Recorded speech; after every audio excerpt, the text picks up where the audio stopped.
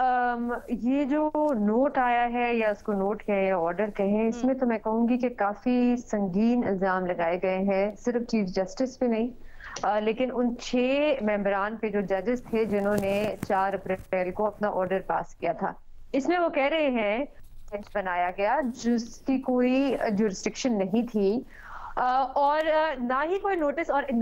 Bench भी बन गया, उसका फैसला भी आ गया, किसी को पता भी नहीं, और ना ही नोटिस भेजा गया जो एक रिक्वायरमेंट होती है अटॉर्नी जनरल को, और ना ही नोटिस भेजा गया जिनका केस सुना जा रहा था, वो थी पीएमडीसी। लेकिन जस्टिस ईसा लिखते हैं कि ऑर्डर में लिखा है 6 जज के बेंच के ऑर्डर में कि ये दोनों जो थे वो इन अटेंडेंस थे, काउंसिल भी पीएमडीसी की इन अटेंडेंस थी, अटॉर्नी जनरल भी इन अटेंडेंस थे। फिर वो कहते हैं कि ये उसको वो कहते हैं अप्रैल 4 नोट, अप्रैल फूल्स नोट वैसे लिख देते तो शायद हमें बेहतर समझ आता, लेकिन अप्रैल 4 नोट उन्होंने कहा ये ऑर्डर भी नहीं है और उसकी कोई आईनी हैसियत नहीं है। तो सबसे अहम बात इसमें जो थी वो ये थी कि उन्होंने कहा है और याद दिलाया है इन 6 जजेस को और चीफ जस्टिस को कि आप एक हलफ उठाते हैं, आईनी हलफ उठाते हैं, और अगर आप आईन के मुताबिक नहीं काम करेंगे तो आप अपने हल्फ की खिलाफ वर्जी कर रहे हैं। बल्कि उन्होंने यहाँ तक कहा है कि पूरी दुनिया में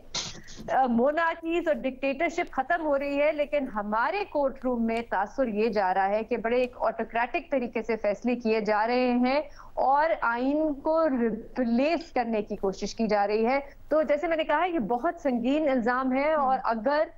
जैसे जस्टिस अतर मिनेला का नोट आया है, ऑर्डर आया है, और अब जस्टिस ईसा का आया है, इसके बाद एक केस शायद बनाने की कोशिश करे हुकूमत ऑफ मिसकंडक्ट चीफ जस्टिस के खिलाफ। अब वो कितना मजबूत केस होगा मैं नहीं कह सकती, मेरी कुछ कानूनदान से भी इस पर बात होती, कानूनी माहिरीन से, वो कहते हैं कि मिसकंडक्ट साबित करना एक जज के खिलाफ इतना आसान नहीं लगता है, केस का मतलब प्रेशर जो है और वो मजीद बढ़ेगा। अच्छा, एक राय रही है हमारे जो कॉलीग्स हैं, सहाफी हैं, तज्जियाकार हैं, वो कहते हैं कि ये जो अभी भी जो पोलराइजेशन हो रही है सुप्रीम कोर्ट में, इससे जो इंडिपेंडेंस ऑफ जुडिशरी है उस पर हमला हो रहा है। अब मेरी राय से थोड़ी सी मुख्तलिफ है, मैं इस पूरे मामलात को इन अ पॉजिटिव लाइट देखती हूँ। मेरे ख्याल से ये एक बड़ी पॉजिटिव डेवलपमेंट है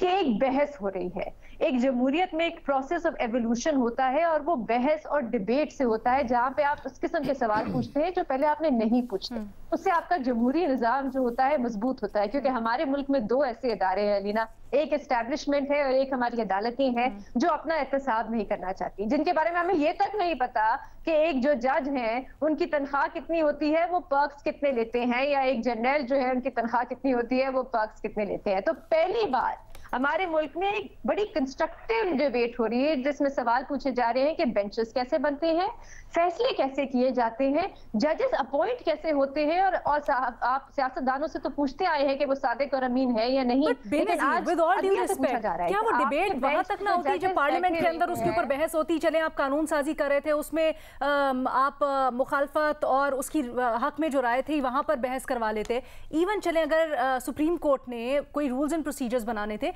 अपने अंदर बैठ के आराम से मीटिंग बुलाते करते, बट ये ऑर्डर के ऊपर ऑर्डर, एक जज का एक बेंच का फैसला मंसूख किया जाता है, एक दूसरा बेंच बिठा के रजिस्ट्रार को डी नोटिफाई कर दिया जाता है, फिर उसको रिटेन कर लिया जाता है, पता नहीं क्या हो रहा है। Would you still call this positive? Alina देखिए, I would still call this positive, क्योंकि आप मीडिया के पास क्यों जाते हैं? आप कोई भी सियासतदान हो, कोई जज हो, वो मीडिया के पास इसलिए जाता है क्योंकि अंदर उसके इंस्टीट्यूशन में उसको सुना नहीं जा रहा, और पहली बार ये जो सारी चीजें जो अंदर ही अंदर होती थी अब ये बाहर आ रही है। मैं एक छोटी सी बात यहाँ पे कहना चाहूंगी, अमेरिका में भी इसी किस्म की कुछ बहस हो रही है पिछले 1 साल से, और वहां पे तो